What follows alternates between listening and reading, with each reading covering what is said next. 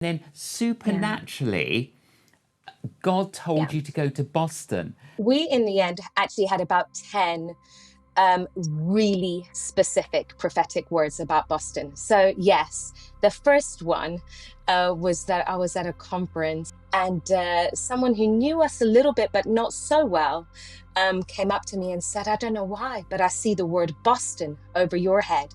And he began to prophesy all that God was going to do in us in Boston.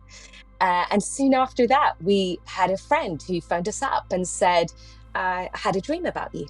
And you moved to Boston on the east coast of the States. Are you thinking of moving to Boston? We said, well, funny enough, we're starting to.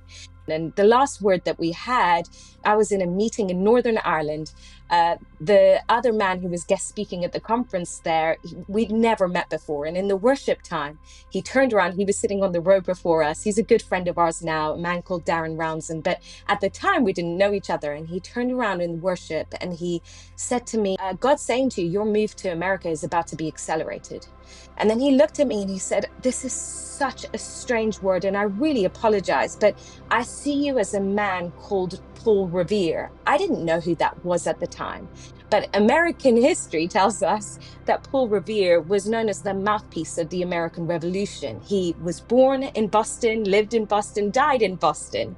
He's a real famous figure in Boston. And so, after about 10 prophetic words that we'd collected, we say the story now and say, we kind of would have been deaf or disobedient to ignore what God was saying at that point. It was so abundantly clear that it wasn't our idea, it was God's idea.